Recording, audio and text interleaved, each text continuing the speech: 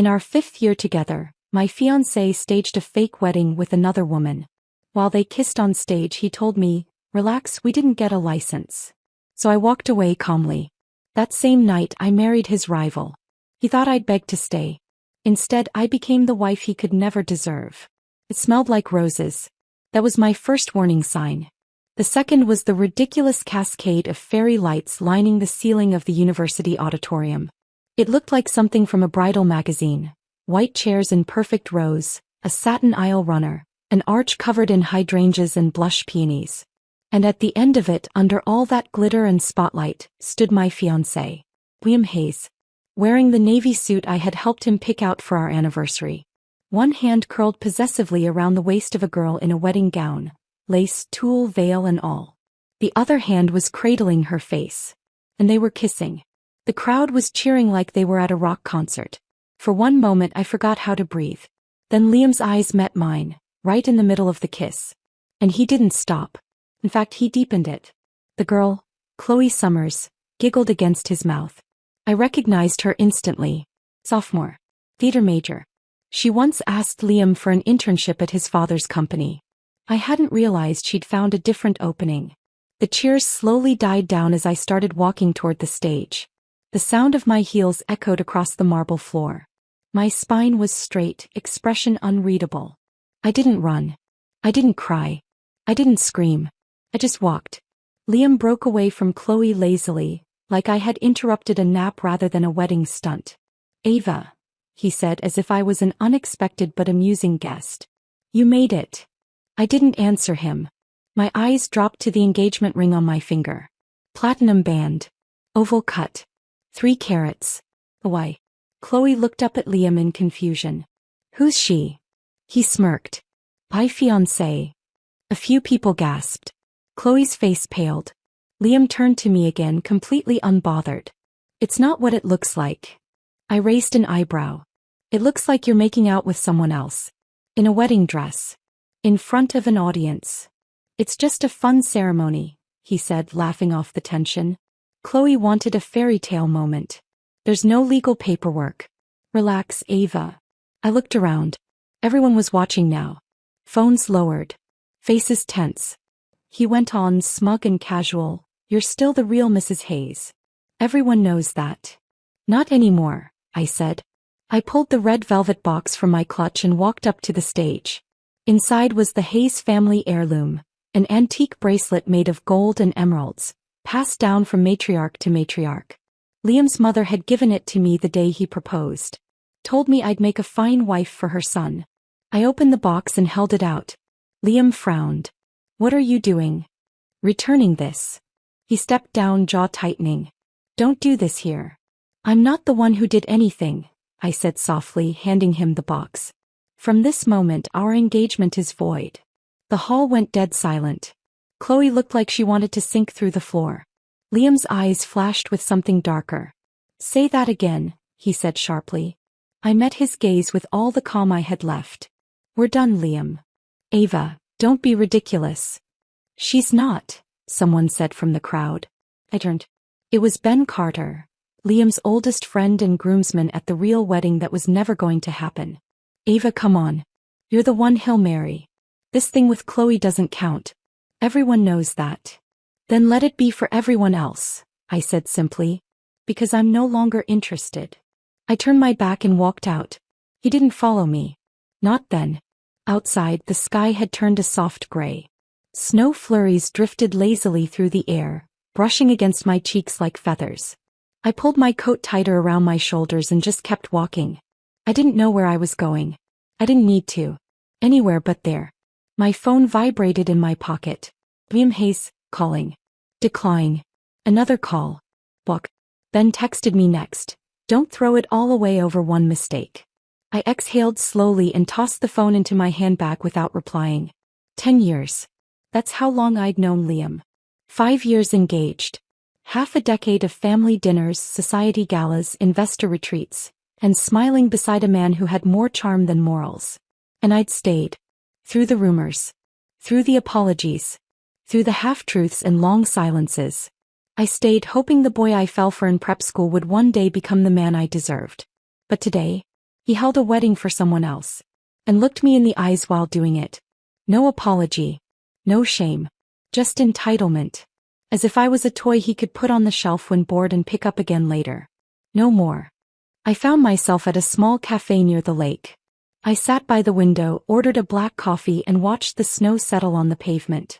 A mother passed by with her daughter in a pink coat, the girl giggling as she tried to catch snowflakes with her tongue. The barista gave me a strange look when she brought my coffee. Probably because I hadn't spoken a word since I walked in. I didn't need to. The silence felt right. Like a reset button. I slipped off my gloves, then the ring. I didn't slam it on the table or throw it into the snow like they do in movies. I just placed it beside my cup and stared at it. It looked so small now. So meaningless. My phone buzzed again. A message from Maya. Heard about what happened. Don't do anything stupid. Meet me at the bar? I smiled faintly and replied, not tonight. I just want peace. He sent a heart emoji. I slid the ring into my coat pocket not because I wanted to keep it, but because I didn't want to leave behind any part of me today. I went home alone that night. I lit a candle in the living room, took a long bath and didn't cry. I expected I would. But instead I sat in bed and thought about how quiet my apartment was without Liam's voice. How peaceful. My hand rested on the space where his blazer usually hung by the chair. Then I pulled my hand away. No more space for him. Not in this apartment. Not in this life. The next morning the sun filtered in through gauzy curtains. I woke up without an alarm. No Liam beside me. No buzzing phone. No voice calling from the kitchen asking where the blue tie was. Just quiet. For the first time in what felt like years I didn't feel anxious. Just empty. I reached for my phone anyway. 23 missed calls. All from Liam Hayes. There were also several texts from his friends, 2 from his mother, one of which read, "We'll work through this. He was just under pressure." And then, one from Chloe Summers. "I didn't know about you. Please don't blame me." I stared at it for a second then turned the screen off. He was lying. Of course she knew. The entire city knew who I was to Liam Hayes. They just didn't think I'd ever walk away. By late afternoon Maya called again. "You've got 20 minutes, she said. "I'm pouring drinks and lighting your life on fire. Get over here." I changed into a black sweater dress and boots, swiped on some lip balm and left without a second thought. Rivers and Rye was dimly lit, warm and filled with familiar faces. Maya was behind the counter, lips painted blood red, hair swept into a loose knot. When she saw me walk in she reached for the top shelf and pulled down the tequila. "There she is," she said. "The girl who dumped the golden boy." I slid onto a bar stool. "Didn't dump. Just returned what didn't belong to me." Maya raised her glass. "To burning the damn engagement contract." We clinked and downed it. Then she pulled out her phone. "I added you to something." I raised an eyebrow. "Should I be worried?" She held it up for me to see. A group chat titled, "Ava's Fresh Start." And inside it, 32 messages from verified, elite, wildly eligible men. Entrepreneurs. Heirs. Philanthropists. Models. All of them greeting me with some combination of charm, curiosity or shameless flirtation. "You're insane," I said. "Nope," Maya replied. "I'm strategic." I scrolled. One had attached a photo of his yacht. Another had sent a meme. One simply said, "You're exactly my type. Dangerous." I laughed despite myself. Still none of them moved me. Not until the cigarette smoke drifted in. I turned toward the open hallway that led to the back of the bar. And there he was. Dominic West. Leaning against the brick wall like a scene from a noir film, black coat buttoned, dark hair ruffled just slightly, and a cigarette hanging between his fingers like a silver-tipped insult. His eyes met mine. Then he smirked. I didn't look away. I stood, picked up my glass and walked toward him. "Didn't expect to see you here," I said as I stepped into the cool hallway. "I could say the same," he replied, exhaling smoke in a slow arc. "I thought West men only drank in private clubs." "I like variety," he said with a shrug. "Besides, your friend makes good cocktails." He looked me over with a sharp glance. "You holding up?" "Better than expected." He nodded toward the phone still in my hand. 32 suitors already. Fast rebound. I didn't smile. "I'm not interested in rebounds." "Then what are you looking for?" "Options," I said. "Power." Peace. He dropped the cigarette and crushed it beneath his boot. You always speak in one-word missions? Only when they work. He laughed, low and warm. You know, he said, leaning in slightly, people don't usually confront betrayal with this much poise. No tears, no threats. Just silence. Because silence is harder to ignore. His eyes darkened with amusement. You ever get tired of being Liam Hayes' tragedy? He asked. I tilted my head. You ever get tired of being the West everyone whispers about but no one touches? He grinned. Touch me then. The air sparked. And I didn't hesitate. The moment the elevator doors closed, he had me pinned against the mirrored wall. There was no patience, no slow build-up. Just heat. Raw and unfiltered. His mouth found mine with the kind of urgency that came from power, not affection. His hands gripped my waist like he already owned it. When we stumbled into my apartment, he spun me around and whispered against my ear, Are you always this reckless? No, I breathed, pulling him closer. Only when I want to forget. He kissed me again, rougher this time, like he was burning through everything Liam had ever left behind. For one night, I didn't feel like a pawn. I felt like the one flipping the board. The next morning, my phone vibrated against the nightstand. Dominic stirred beside me, one arm wrapped around my bare waist. I peeked at the screen. Liam Hayes. Incoming video call. Dominic groaned, took the phone and answered it before I could stop him. The image that popped up on the screen was Liam, shirtless and soaking wet in the rain, voice rising with rage. Emily, what the hell? It's Ava, I corrected coldly. He blinked. Are you insane? You told my mother Chloe wasn't good enough for me? I laughed under my breath. She asked. I answered. His eyes flicked to Dominic's arm over my body. Who the hell is that? Dominic took the phone, angled it to show only his face and smirked. Dominic West, he said calmly. Her husband. Now stop calling my wife. Then he hung up. We sat in silence for a moment. Then he turned to me. Marry me. I blinked. Excuse me. Let's make it legal, he said casually, like he was proposing we order takeout. You want power. I want leverage. Everyone wins. This isn't a game. No, he agreed. But we can write the rules. I studied him. He wasn't playing. Not entirely. I don't love you, I said flatly. He smirked. Good. I'm allergic to mess. I pushed back the blankets and reached for my robe. Let me think about it. No rush, he said, reclining like a king who always gets what he wants. But if you want to beat Liam at his own game, you'll need a better team. He paused, then added with a grin, and no one plays dirtier than me. Later that day, Maya called. You disappeared last night. You okay? I'm fine. Define fine. I kissed my past goodbye. And I might be marrying the enemy. There was a pause. Then, I'll bring champagne. We didn't wear white. When Dominic and I walked into the downtown Civil Affairs Bureau, I was dressed in a fitted navy suit, heels sharp enough to kill, and a pair of oversized sunglasses that hid any trace of emotion. He wore black. Always black. The clerk at the front desk blinked when we handed over our IDs and marriage application. Is this for real? She asked. Do we look like the type to joke? Dominic replied smoothly. He stared at us, then at our names. Dominic West. Ava Morgan. Then she stamped the forms, snapped a photo, and handed us the red booklet. Just like that, I was married. No ring. No family. No vows. No pressure. Only signatures. Only freedom. 3 hours later, we were boarding a private jet to Iceland. Dominic had planned the route. North for the cold, east for the warmth, he'd said. I didn't ask what he meant, but I liked the sound of it. Our first stop, Vatnajökull Glacier. I stood in a cave of glowing blue ice, silence pressing in like snowfall. My breath fogged up the air as Dominic watched me from behind, hands in the pockets of his wool coat. Feel different, he asked. I turned toward him. Lighter. Marriage usually doesn't have that effect. Well, neither of us is usual. He smirked and offered me a thermos of hot coffee. To our very unusual union. We toasted inside a glacier. After Iceland, we flew to Cappadocia. Hot air balloons floated around us like painted soap bubbles, the sky blushing in shades of coral and gold. One night he took me to an underground wine cellar and let me pick the bottle.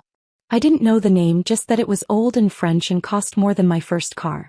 We drank it under stars that looked almost fake. In those moments it wasn't about revenge. Or Liam. Or anyone. It was about being still. About watching the world without having to perform. And Dominic never asked for anything. Not explanations. Not affection. Not even space in my bed unless I gave it. He was present. Dangerous but safe in his own way. Of course, the moment couldn't last forever. I got the first wave of messages in Istanbul. My phone vibrated on the nightstand as I was toweling off from a shower. When I finally picked it up, there were over 120 unread messages. Wedding planners, jewelers, dress boutiques, cake vendors.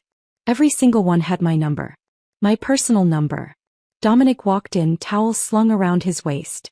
What's with the death glare? I tossed the phone on the bed. Liam leaked my contact info to vendors. He raised a brow. Petty. Desperate. Just then the phone buzzed again. Liam Hayes, incoming call. I sighed and picked it up. What do you want? His voice was syrupy and false. Still mad about that little thing with Chloe? Come on, Ava. You know how she is. I know exactly how she is. And I know how you are. You're the only one I ever wanted to marry. I snorted. You held a wedding with someone else. He didn't skip a beat. No license. I'll throw you a real one. Pick a dress. Hell, pick 10. I could hear music in the background. Laughter. Probably Chloe again, waiting in a corner while he begged me. You're pathetic, I said softly.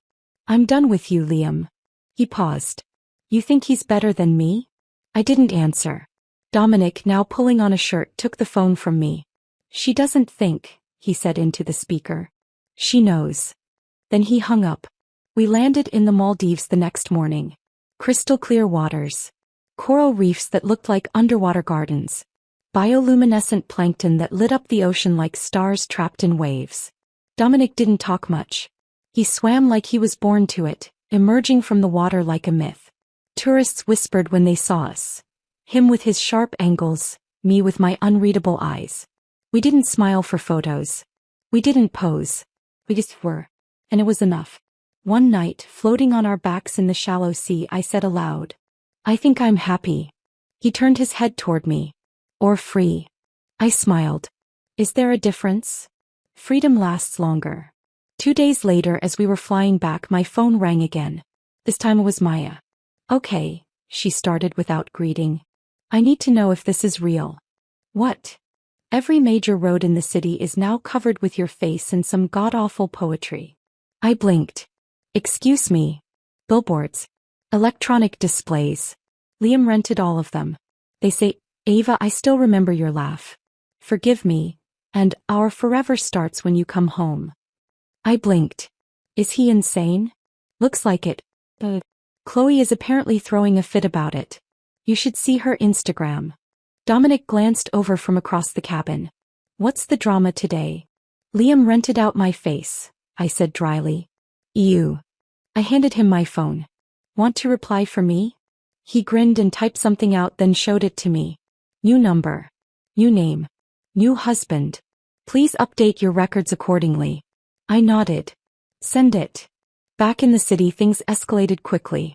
Liam began sending apology flowers to my office. 3 arrangements a day, each more ridiculous than the last. White orchids. Custom chocolates. Tiffany boxes. Dominic watched them pile up with vague amusement. You should send them to your lawyer, he said. I had them redirected to a nearby shelter instead. When Liam tried calling again, I finally picked up. Stop, I said before he could speak. Why? You don't love him. You never even looked at Dominic the way you used to look at me. I paused. You're right. I don't look at anyone the way I looked at you. His voice softened. Then, because I'll never be that stupid again. That evening, I stood on the balcony of Dominic's penthouse. The city stretched out like a glittering mosaic below me. Somewhere out there, Liam was probably pacing in his penthouse, wondering how I slipped through his fingers. I felt no rage. No sadness. Just clarity. Dominic came up behind me, placing a warm glass of wine in my hand. Still thinking about him? No, I said honestly. I'm thinking about who I used to be. He studied me, then looked out at the skyline. Do you regret marrying me? I turned to face him. I regret waiting so long to marry someone who didn't treat me like a possession. He didn't smile, but his hand grazed mine. A silent acknowledgement. We stood that way until the sun dipped below the buildings, the sky blushing like it knew something we didn't. You're not going to like this, Maya said, walking into my office with her phone raised like it carried a disease. That's never how good news starts, I replied, still typing out an email. She dropped her phone in front of me. On screen was an Instagram story. At Chloe Summers Official. Party Popper Birthday Extravaganza Party Popper. Hosted by the Hayes family. Featuring the Liam Hayes. There was a video of Chloe laughing as she stood beside a 3-tier cake. The banner behind her read, "To Chloe, the girl who stole the show and the spotlight." Maya snorted. If passive aggression were an Olympic sport, Liam would be holding gold. I didn't flinch. Let him throw his tantrums. There's more, she added. He booked out the entire rooftop of Hotel Coronet. Rumors there'll be a speech. About you. I raised an eyebrow. About me. Or more accurately, a declaration that you were the problem and she is the real ride or die. I closed my laptop. What are you doing? Maya asked warily. Getting dressed. I chose red. Not a safe red. Not a cocktail dinner red. No, this was blood red silk that clung to my body like liquid fire, slid up one thigh low in the back. Every step would scream power. Every glance would whisper untouchable. Maya's jaw dropped when I stepped out of the closet. I was kidding when I said let's go. I wasn't. You know it'll be crawling with cameras. Good. I want them to watch. When we arrived at Hotel Coronet, security hesitated. Liam's security to be exact. They recognized me instantly but didn't know what to do. I gave them a single smile. Try stopping me.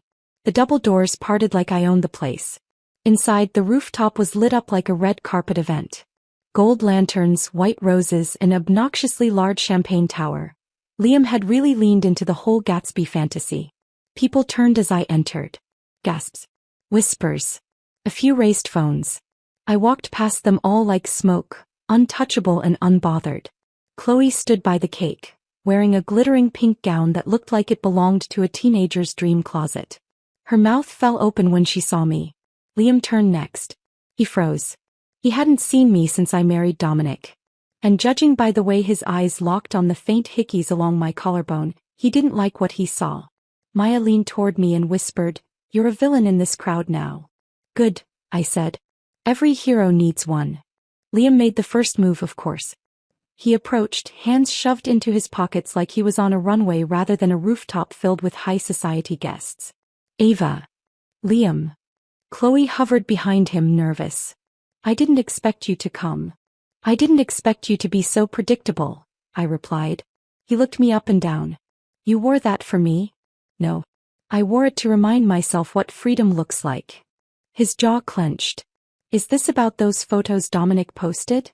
You mean the ones where I looked radiant and kissed like a woman who isn't anyone's leftover? Yes. Those. He inhaled slowly. Chloe just wanted to celebrate her birthday. You didn't have to crash it. Crash? I thought I was the main event, I said sweetly. A few people nearby snorted behind their glasses. I didn't even turn. Then came Chloe's attempt. She stepped forward, her voice syrupy. Ava, I hope we can be civil. I never meant to come between. You didn't come between anything, Chloe, I interrupted, turning to face her fully. You were just the next one in line. The spare part when the engine broke. She blinked rapidly, trying to process it. You're young. You think this, Liam, the gifts, the parties, is love. It's not. It's possession. And eventually he'll get bored and look for a shinier distraction. I'm different, she said too quickly. I tilted my head. Did he tell you that? Her lips parted, then closed. That's what he always says. You're not like the others. And yet there are always others. She turned pale. Liam stepped in again. That's enough. You're right, I said. It is. I turned my back on both of them and walked straight to the bar. That's when he appeared. Dominic West, dressed in a black shirt and midnight blazer, stepped into the crowd like it parted for him. He didn't need to announce his presence. The moment people saw him, they shifted. They knew who held real power in that room. He reached my side, leaned against the bar and said, "Miss me? You're late." He smirked. "I like making entrances." We ordered drinks as if we were just there for the open bar. Liam, predictably, couldn't help himself. "You brought him," he said sharply. "I married him," I said, raising my glass. Chloe squeaked beside him. "Isn't that a bit fast?" "Fast," I mused. "I suppose. But not as fast as pretending to marry a girl in a college courtyard while still engaged to someone else." Dominic added, "You were quite the viral sensation. Bold move, kissing your side piece on stage." Liam's fists clenched. Dominic didn't even blink. "Let's go," Liam muttered, grabbing Chloe's arm. She resisted. "Wait. That bracelet." He was pointing at my wrist. It was the Foster family heirloom. I smiled. "Yes, it's back." Liam stammered. "She just wanted to try it on that day. And now it's mine again," I said. "Because real wives don't beg to borrow. They own." The music rose again. The crowd dispersed, buzzed from the drama. I turned to Dominic. "Thank you for coming." He raised his glass. "I wouldn't miss your grand re-entry." "I didn't come to fight. You came to remind them you don't lose." I didn't reply. I didn't have to. Because the truth was, I wasn't fighting them anymore. I was outgrowing them. Later that night, Maya texted me a screenshot of Chloe's updated bio. "Sometimes being different means you get hurt more." I sent her a reply, "She's right. But being better means you never have to crawl again." Dominic entered the room as I set my phone down. He raised an eyebrow. "Planning your next move?" "No," I said, walking into his arms. "I already made it." "I wouldn't refresh that if I were you," said Nina, my assistant, as she placed a cappuccino on my desk. I looked up from my laptop, eyebrows raised. "Why not?" She gave me a tight-lipped smile and spun her tablet around to face me. The screen was open to Bloom Aura's social media account, the luxury skincare brand I launched last year. Only now, the comments under every post had turned into a battlefield. Another homewrecker pretending to be a businesswoman. Guess pink diamonds don't heal broken hearts. Your ex moved on. Maybe you should too, Ava. I scrolled. Dozens. No, hundreds of troll comments. All of them oddly similar. All fake. "Charming," I muttered. Nina sighed. "I've already contacted the moderation team. I can start purging the spam and flagging IPs." I shook my head. "Wait. Don't delete anything yet." She blinked. "You want them to stay?" "I want to know exactly who started it. And why they thought I'd go down quietly." 2 hours later, Nina returned with a smug glint in her eye. "Tracked it," she said, dropping a file folder onto my desk. "A burner PR firm in Midtown. They were hired 3 days ago to run opposition social damage control, targeting you specifically." She handed me a second sheet, the payment invoice. Client name, C. Summers. I leaned back in my chair and smiled. "Amateur. Do we respond?" Nina asked. "No," I said, standing. "We destroy." It only took a single phone call. One of my college friends, Marcy, now ran a niche but vicious entertainment gossip site. Not your run-of-the-mill rumors. She specialized in documented scandal. "I've been waiting for this call," Marcy purred. "Think you can dig up everything Chloe's buried?" "Darling," she said, already typing, "Chloe didn't bury anything. She posted it all herself like a walking cautionary tale." By noon the next day, headlines were everywhere. College starlet turned diva. Chloe Summers' shady past comes to light. Former classmates speak out. She drove girls to tears for fun. Chloe demanded imported mineral water on student film set, stormed out over lighting issues. And then the cherry on top. Fake it till you make it? Insiders reveal Chloe used a body double for a magazine shoot. The internet erupted. Instagram comment sections flipped overnight. "This you, Chloe? So she bullies and lies?" Yikes. Being a mistress is one thing. But trying to take down Mrs. Hayes? Get help. I didn't respond. I didn't have to. The world was speaking for me. That evening, Dominic came home earlier than usual. He stepped into the apartment with a half grin, carrying 2 takeout bags. "Brought Thai," he said. "Figured you were too busy ending careers to cook." I raised an eyebrow. You're not mad I lit her reputation on fire? He set the bags on the counter, then walked over and gently tucked a strand of hair behind my ear. I'm not mad. I'm impressed. He studied me for a second longer. You didn't cry. You didn't spiral. You aimed, calculated, and fired. She asked for it, I replied simply. I know. But a few months ago you would have just walked away. I opened the takeout container. That girl doesn't exist anymore. The next day I received a call from Liam's old friend, Ben Carter. I stared at the caller ID for a moment before picking up. Let me guess, I said. You're calling to say she's just young and didn't know better? Ben sounded tired. You think I'm defending her after this? I said nothing. Liam's getting dragged down with her. Investors are nervous. His mother's furious. Even his cousin told him he better control the narrative before it tanks the Hayes name. Is this the part where you beg me to make a statement? Play nice. No, he said. This is the part where I tell you, you won. And he knows it. I smiled slightly. Good. You're really not going back to him? Ben, I said gently, some things don't deserve a second chance. That evening, while the internet continued to eat Chloe alive, I sat in my office in silence. The lights were off. Only the city glowed outside, orange and gold. Dominic stepped in holding a glass of whiskey. Want one? No, I said. I just want to sit with it. With what? The fact that I didn't flinch. He leaned against the doorframe watching me carefully.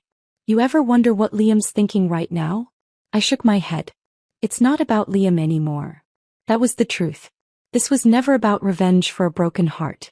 It was about memory, respect, voice. Reclaiming all the parts of myself I left behind in that one-sided love story. I didn't want to hurt Liam anymore.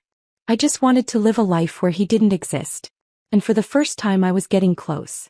3 days later Maya barged into my office. I think she cracked, she said gleefully, waving her phone. She showed me a screenshot. Chloe had posted a long, teary apology video with the caption, I never meant to hurt anyone. I was just in love and overwhelmed by the pressure. Comments underneath were brutal. Girl, you weren't overwhelmed. You were overreaching. Miss, I'm different, is now Miss, please forgive me. She played the victim and lost the game. Ava stayed silent and still won. Queen behavior. Maya laughed. How do you feel?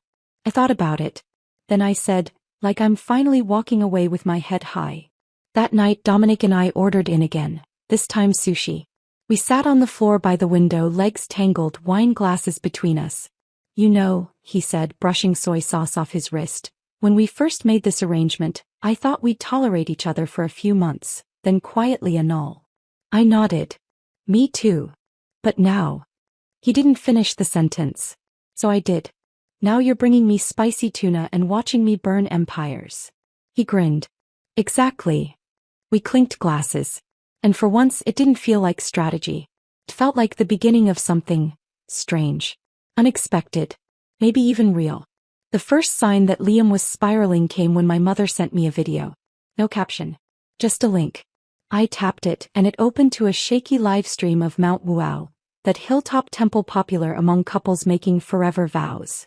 I remembered it only vaguely. Liam once said he'd climb all 108 steps on his knees for me if I ever doubted his love. I had laughed then. Now he was doing it. On video. In the rain. On his knees. Breathing heavy. Palms scraped. Slipping every few steps and gritting his teeth as cameras zoomed in on his face. The crowd was stunned. Tourists whispered. Some even clapped. Others pulled out their phones and began narrating like it was a TikTok challenge. This guy's nuts. Isn't that the Hayes heir? Must have cheated bad. The comments were worse. Too little too late, Liam. You didn't climb for her. You tripped over your ego. Jason West is hotter anyway. I put down my phone. Dominic watched me from across the room, his fingers absently tapping his coffee mug. You're not going to stop him? I shook my head. No. The next day Luke, one of Liam's groomsmen, showed up at my office. Just 5 minutes, he begged. Liam's not well. He hasn't slept. He's not eating. I'm not his wife, I said. Luke flinched. You used to love him. I used to love pudding cups too. Now I read labels. He looked defeated. He says he still has the bracelet. I paused. Tell him to bury it. That night I returned home late. Dominic was out attending a private board meeting. I stepped into our apartment and froze. Liam was sitting outside the door. Drenched. Wearing a hospital gown. Cheeks flushed. Breathing shallow. I stared down at him incredulous. What the hell? I discharged myself, he muttered. They said I was dehydrated. I just needed water. You needed therapy. He looked up at me. Ava. Please. I didn't answer. I pulled out my phone and dialed. He reached for me weakly. Just 5 minutes. No. I'm not asking for you back. Just water. You don't get to be this pitiful, I said flatly. You don't get to crawl through your own mistakes and expect me to wipe the mud off. Jason planned everything, he whispered. He planted that love letter in your high school locker. He wanted you back then. I blinked. That's what you're leading with? A conspiracy theory. He waited for me to ruin it so he could slide in. Did Jason cheat for you? Did he kiss Chloe on that stage? I asked quietly. Liam's face contorted. He manipulated you. No, Liam, I said. You did that all on your own. He slumped against the wall, shivering slightly. I hit call. His mother answered on the second ring. Your son is at my door, I said. In a hospital gown. You should come get him. 10 minutes later Mrs. Hayes arrived, fur coat and fury in full display. What have you done to him? She snapped, stepping over Liam's collapsed dignity. I crossed my arms. I stopped enabling him. You should try it. She slapped him. Hard. Pathetic, she hissed. You've embarrassed the entire family. I watched her drag him up. I thought I'd feel triumph. I didn't. It just felt closure. But Liam didn't give up. When I returned from a conference 2 nights later, I found him waiting outside again, this time dressed properly, holding a velvet box. Inside it, the bracelet. I want you to have it back, he said. I didn't move. It always looked better on you. I crossed my arms. It looked better on someone I used to be. I never stopped loving you. You just stopped respecting me, I replied. He stepped forward. We can start again. We were good once, weren't we? I held his gaze. You fell in love with a woman who let you hurt her. She's gone. I turned. But this time Dominic was already at the doorway. He didn't look surprised. He walked past me calm as ever and faced Liam with a cold smile. Still crawling? He asked casually. Liam bristled. You used her. Dominic nodded. Yes. I used your weakness to get close. It worked. Liam's face twisted. You planned this. Of course I did, Dominic replied. You were predictable. Arrogant. Self-sabotaging. All I had to do was be patient. He stepped closer. You played games with someone valuable. I waited until she saw it. And then I gave her what you never could. Liam lunged. Dominic didn't flinch. I stepped in. Stop, I said, placing a hand on Dominic's chest. He's not worth the lawsuit. Dominic pulled back. Liam's eyes were glassy. You really think he loves you? No, I said. But he respects me. And that's more than I ever got from you. As Liam walked away, shoulders hunched, Dominic turned to me. Sorry, he said. For what? For confirming what you already suspected. I shook my head. I'm glad you told me. He nodded. Even if it means I'm not a good man? I took his hand. Only little girls believe love is enough. Women, we want loyalty, honesty, and a man who walks beside us, not behind, not in front. He studied me like I was something new, something rare. Maybe I was. That night, we watched the lights of the city from our penthouse balcony. I curled up beside Dominic on the outdoor sofa, glass of wine in hand. My phone buzzed once. A message from Ben. Liam's checking into rehab. Finally facing it. I didn't respond. I didn't need to. The chapter was closed. The crown had fallen. And I didn't miss the man beneath it. She showed up at my office unannounced. Chloe Summers. Drenched from the unexpected rain. Her mascara smeared like bruises under her eyes, and her designer dress clinging to her as if even the fabric was too embarrassed to stay on her body. My assistant poked her head in with a face that said, "Do I let her in or call security?" I nodded once. Let her in. She stepped in like she expected the walls to attack her. Please, she whispered, clutching her handbag. I didn't know who else to talk to. I folded my hands on the desk and gestured to the chair across from me. Sit. He didn't. She paced instead. Pregnant. There was the nuclear card. I tilted my head. Congratulations. Her voice cracked. Liam doesn't want the baby. He's been ignoring me for weeks. I thought if I told him he'd come around. I said nothing. He sniffled. He thinks I'm using it to trap him, but I'm not. I love him. He loves me too. You know that, right? Do I? She blinked. He told me you were cold. Controlling. That he never felt free with you. Right? I said calmly. Which explains why he spent 5 years proposing to me and 5 minutes pretending to marry you. She flinched. I never wanted to replace you. You couldn't. Her lips trembled. Please. Just talk to him. Help him see that this baby. I stood slowly and walked around the desk. This baby, I said, isn't his. She paled. What? Dominic had it verified. The father's someone else. He stumbled back a step, gasping. That's not true. Isn't it? I asked. How long have you known Chloe? Her eyes welled up. I thought, maybe. You thought the lie would buy you time. Security. Sympathy. She sank into the chair, sobbing. I didn't know what else to do. Everyone hates me now. My sponsors dropped me. I can't even book an audition. And you thought crawling to me would fix it? I thought you'd understand. That made me laugh. You bullied girls in school until they dropped out. You lied to photographers, used a body double, bought fake followers, and tried to ruin my name online. And now you want my understanding. I was desperate, she whispered. I was too, I said. Once. And I let a man humiliate me for years because I thought that was love. But I didn't try to destroy the woman who came before me. She wiped her face with the back of her hand. I'm not like you. No, I said. You're not. She whispered, I'm different. I crouched slightly, locking eyes with her. You're not special, Chloe. You're a copy of a copy. A placeholder with a pretty face. You were Liam's rebound. You just made the mistake of thinking you were his reward. She covered her mouth, trying not to sob again. I straightened and walked back behind my desk. You can leave now. But the baby. Raise it if it's even real. Sell the story to a tabloid. Call a reality show. I don't care. She stood shakily. You're heartless. No, I said. I just stopped apologizing for surviving. He turned to go. My assistant was already waiting with an umbrella and the elevator key. That evening, Dominic found me on the balcony. You had a visitor, he said, sitting beside me. I had a ghost. He raised an eyebrow. Chloe. She came to beg. Pregnant. Not with Liam's. He nodded, unsurprised. She was sloppy. She was me, I said quietly. He turned to me. You were never that naive. No, I agreed. But I was just as hungry. Just as desperate to be chosen.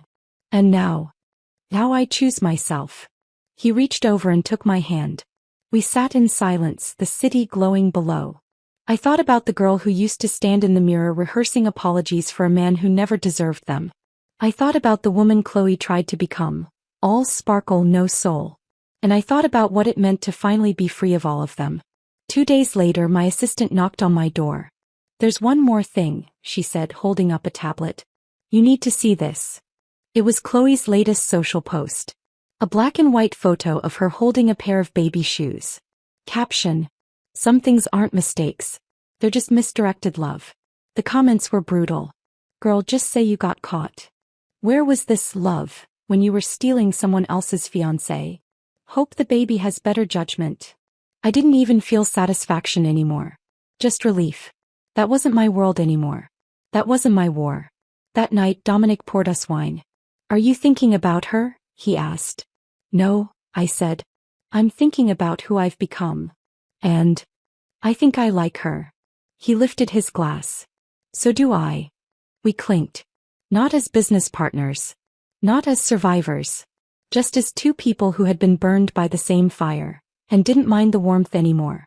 The silk was heavier than I expected. Crimson red, embroidered with gold phoenixes that shimmered as I moved. My sleeves trailed with delicate tassels. The crown, an intricate lattice of pearls and rubies, rested firm on my head, more empowering than burdensome. I feel like a queen, I said, staring at my reflection. Maya, radiant in lavender chiffon, grinned behind me. That's because you are. And you're marrying a king who doesn't want a throne, just you. My breath caught a little. We stood in the bridal suite of the West Estate's ancestral courtyard. Outside, rows of lanterns swayed in the summer breeze.